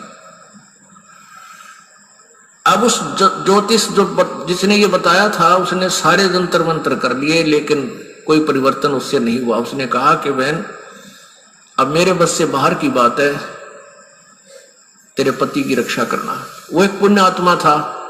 देखो ये जो जन्म पत्रियां हैं, हस्तरेखाएं हैं, ये प्रभु द्वारा लिखे गए कोड वर्डों में हमारे भविष्य है, हमारा प्रारब्ध है। इसको जानने वाला बता तो देगा कि तेरे घर में ऐसा होगा, तेरे इस दिन वर्ष के बाद तेरी मृत्यु होगी, पक्की होगी, और हो जाती है। और कबीर परमेश्वर की कृपा से इस दास की शरण में आने के बाद आपको कोई ये कह दे तुम्हारी इस दिन मृत्यु होगी, और यहां का नाम ले लेना फिर नहीं होगी, वो एक्सटेंड होगी। ये वो परमात्मा जो आपकी आयु बढ़ा देता है। तो भक्त सत्संग में जा रहा था। जब वो सत्संग में जा रहा था तो रास्ते में उसी गांव का नगर। सच्चाई पुण्यात्माओं, अब देखो परमेश्वर कितनी बड़ी बात कह गई। थोड़ी देर पहले परमात्मा कह रहे थे कि प्रारब्ध में परिवर्तन केवल कबीर परमेश्वर ही कर सकता है और कोई नहीं कर सकता। और अब क्या कह रहे हैं परमेश्वर, यदि आपको कोई ज्योतिष ये कह दे कि तुम्हारी मृत्यु होनी है, और फिर गुरु जी कह रहे कि यहां से आके नाम दीक्षा ले लो, मृत्यु नहीं होगी, तो गुरुदेव कौन है? ये संकेत होते हैं परमेश्वर की तरफ से। सुनिए आगे। और आगे इस कहानी में हम सभी भक्तों के लिए बहुत गहरा संदेश है। इस भगत को आगे चल के थोड़ी सी शंका अपने गुरुदेव पे हो जाएगी, जिसकी वजह से उसको कितना नुकसान हुआ। तो गुरुदेव हमें शिक्षा दे रहे हैं इस कहानी के माध्यम से कि अपने गुरुदेव के प्रति नाम दीक्षा लेने के बाद, उनकी भक्ति शुरू करने के बाद मन में जरा सा भी विक्षेप नहीं आना चाहिए। का एक व्यक्ति मिल गया, वो शराबी कबाबी आदमी, और वो सिनेमा देखने जा रहा था दूसरे उसी शहर में जिसमें वो सत्संग के लिए जा रहा था। पहले पैदल जाया करते थे, साधन नहीं थे, तो दोनों मिल गए, वहां हम सफर हो गए। एक दूसरे ने पूछा तुम कहां जा रहा है? वो कहने लगा मैं सत्संग में जा रहा हूं। दूसरा बोला तू कहां से पूछा तो कहां जा रहा है? मैं सिनेमा देखने जा रहा हूं, और वहां शहर से शराब लाऊंगा, और वहां घूटी ला के फिर फिल्म देख के फिर आऊंगा। तो उस भगत से वो कहने लगा, वो शराबी, कि क्या रखा है तेरे सत्संग में? कुछ ना रखा वहां पर, ये तो मूर्ख बना रखे तुम इन संतों ने। आजा, खान पीन की उम्र है, आ चल मेरे साथ, सिनेमा देखेंगे, फिल्म देखेंगे, गुटी लावांगे, होटल में रोटी खावांगे। भक्त ने बोला बस भाई हम तो सत्संग में जाएंगे। काफी बात चलती रही, कहता रहा कुछ ना दे रहा भाई, देख हमारे ठाठ देख ले, और कुछ ये सब बकवादे हैं, ये उम्र कौन सी भक्ति करने की है, तो जवान पड़ा है, बुढ़ापे में देख लिए। पर वो नहीं माना भक्त। तो उधर चलते चलते वो रास्ते में उन्होंने पेशाब करने की इच्छा होगी दोनों को।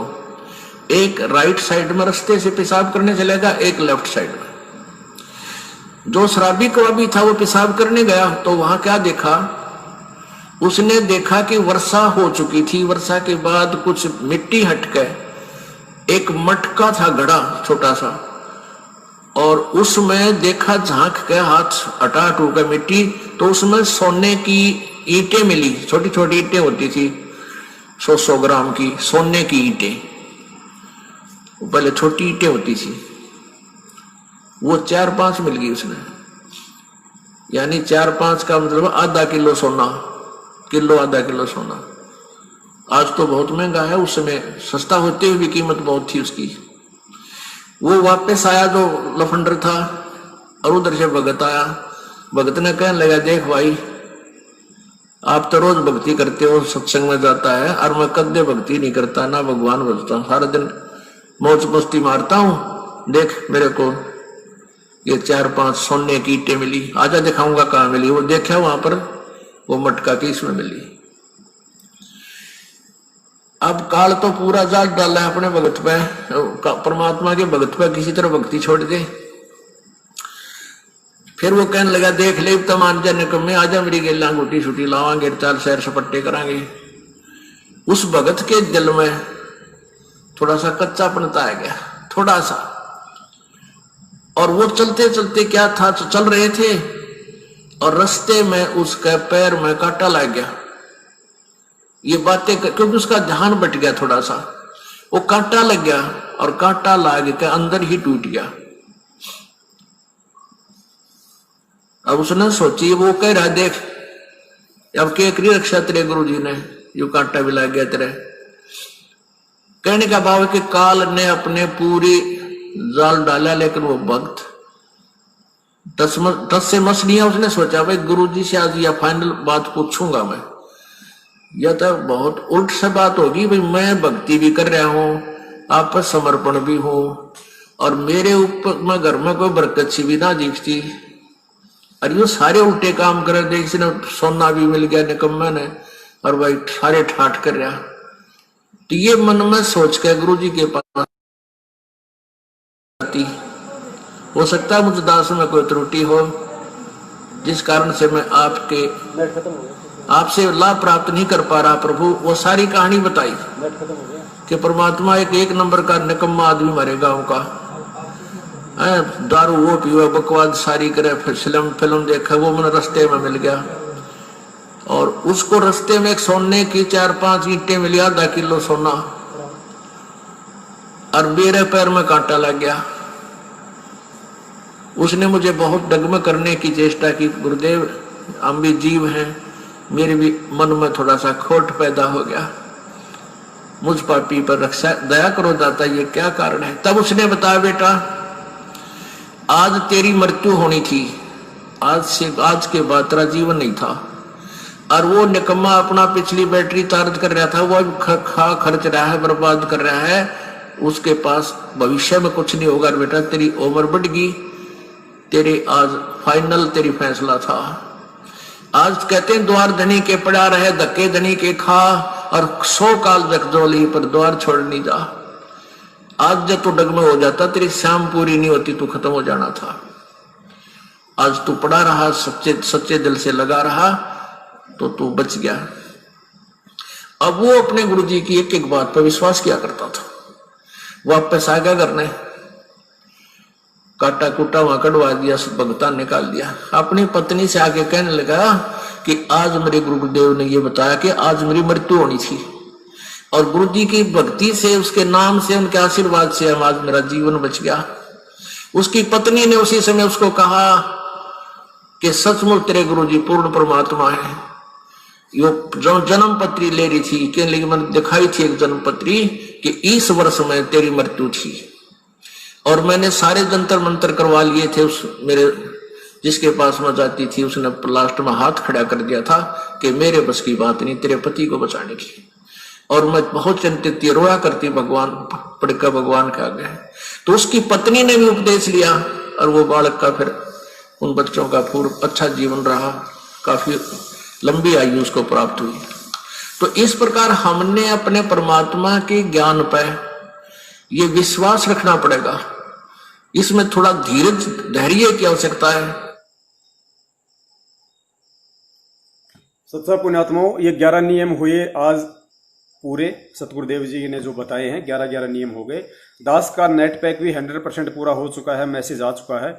आगे कब तक चलेगा कुछ नहीं कहा जा सकता। इसलिए आज हमारा जो वीडियो बनाने का मकसद था वो परमेश्वर ने पूरा करवाया। बहुत सारे भगत भाइयों के कमेंट्स भी थे। एक भाई कह रहा है कि भाई नाम दीक्षा कहाँ से लें, तो दास निवेदन करेगा भैया वही बात है, पूरी रात तो रामायण पढ़ी, सुबह कहा कि सीता का बाप कौन है। शुरू में यही तो बताया गया है कि हम संकल्प नाम दीक्षा लेके परमात्मा से जुड़ सकते हैं। आप जी पूरा वीडियो शुरू से देखिए, आपकी आएगा आपके समझ में। और इसके अलावा कुछ भगत भाई कह रहे हैं कि हमने सतलोक आश्रम मैनेजमेंट हरियाणा से नाम दीक्षा ले चुके हैं, प्रथम नाम भी सतनाम भी, लेकिन अब क्या करें, क्योंकि नामदान के अंदर फर्जी है, भक्ति छोड़ें या क्या करें या करें। पुण्यात्मा, वो भक्ति नहीं छोड़नी है, नाम परमात्मा का है, भले डीवीडी से मिला है, भले ही इन फर्जी लोगों की तरफ से आपको नाम मिला, लेकिन नाम परमात्मा का है, भले डीवीडी से मिला हो चाहे कैसे भी मिला हो। आपने केवल इन लोगों को छोड़ना है, इन मैनेजमेंट वालों को छोड़ना है, नामदान केंद्र वालों को छोड़ना है, कोऑर्डिनेटर को छोड़ना है, ना तारीखों पे जाना, ना किसी दान धर्म किसी प्रकार का इनको किसी भी प्रकार का कोई पैसा देना है। इनकी कोई बात आपने नहीं माननी जो गुरुजी के ज्ञान के विरुद्ध है। आपने गुरुजी के हिसार जेल से बाहर आने तक जिस विधि से आपको गुरुजी ने नाम दीक्षा के लिए आदेश दिए, उसी तरीके से आपने वो नाम का जाप करना है, मर्यादा निभानी, अपना काम धंधा करना है।